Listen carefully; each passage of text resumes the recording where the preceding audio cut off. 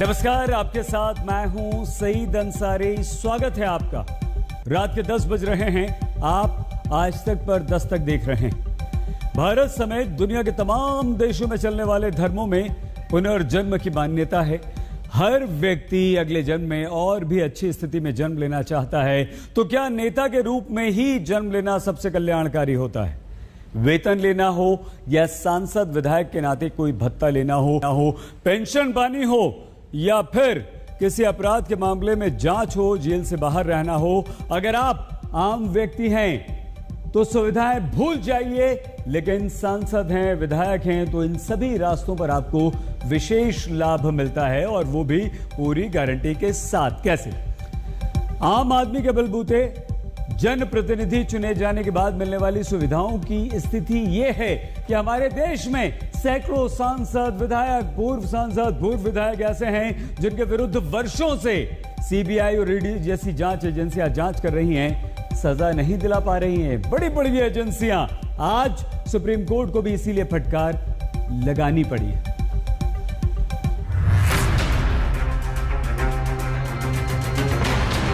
SC/ST act में 20 साल सजा काटने के बाद उत्तर प्रदेश में विष्णु तिवारी नाम के शख्स को अदालत से निर्दोष बरी किया जाता है, जबकि हमारे देश में 363 सांसद और विधायक, राज्य और केंद्र के 39 मंत्री वर्षों से आपराधिक मामलों में आरोपी होकर भी सत्ता का सुख भोग रहे हैं।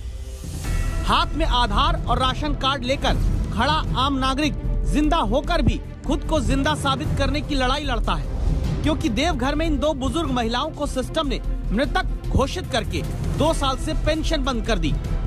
लेकिन हमारे देश में 122 सांसद और विधायक पर मनी लॉन्ड्रिंग का केस चलता है। 121 सांसद और विधायक सीबीआई की जांच के घेरे में हैं, लेकिन वर्षों से सरकारी एजेंसियों की सुस्त चाल के कारण नेता होने का विशेष लाभ पाते हैं। तो क्या अब आम आदमी को मंदिर, मस्जिद, गुरुद्वारे और चर्च में जाकर खुद के लिए यही प्रार्थना करनी शुरू कर देनी चाहिए कि अगले जन्म मोहे नेता ही कीजो? क्योंकि देश में 10 रुपए की चोरी के आरोप में भी आम आदमी फंस जाए तो सरकारी नौकरी के सपने भूल जाए। लेकिन हमारे देश के 121 सांसद, विधायक के खिलाफ सीबीआई की जांच चल रही है। 58 केस तो सांसदों के ऐसे हैं जिसमें उम्र कैद तक का प्रावधान है। 45 केस में अब तक सीबीआई चार्ज तक फ्रेम नहीं कर पाई। जनता के लिए कानून की फुर्ती और सांसद, विधायकों के अपराध पर जांच एजेंसियों की सुस्ती पर सुप्रीम कोर्ट को चिंता हुई है। अदालत में मौजूद आज तक संवाददाता संजय शर्मा से आप सुनिए चीफ जस्टिस NV रमना ने क्या कहा।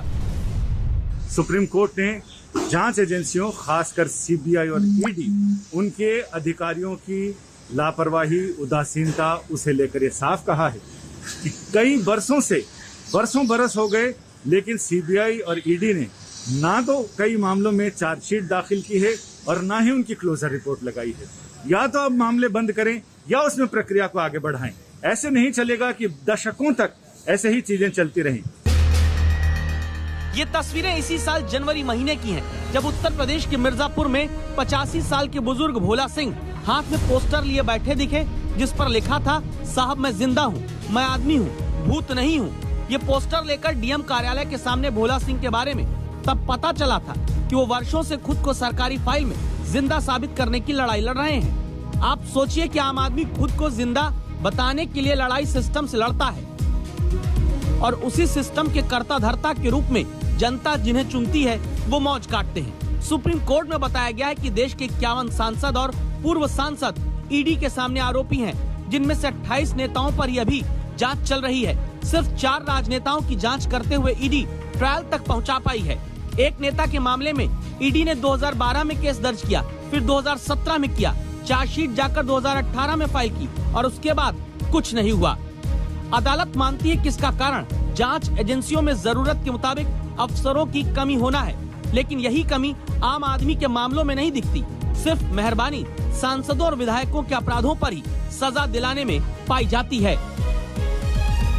यूं तो सुप्रीम कोर्ट में याचिका दाखिल की गई थी जनप्रतिनिधियों यानी एमएलए और एमपीज के खिलाफ चल रहे आपराधिक मामलों के शीघ्र निपटारे को लेकर, लेकिन सुप्रीम कोर्ट की तरफ से कहर टूटा जांच एजेंसियों पर, जिन पर ये आरोप लगे। सुप्रीम कोर्ट ने साफ कहा कि जांच एजेंसियां बहुत लापरवाही और ढिलाई बरत रही हैं कानूनी प्रक्रियाओं को पूरा करने में, क्योंकि दशकों हो गए हैं, कई मामले तो ऐसे हैं जिनमें ना तो अभी तक चार्जशीट दाखिल की गई, ना ही क्लोजर रिपोर्ट। आखिर एजेंसियां कुछ तो करें, इस पार या उस पार। संजय शर्मा, दिल्ली, आज तक।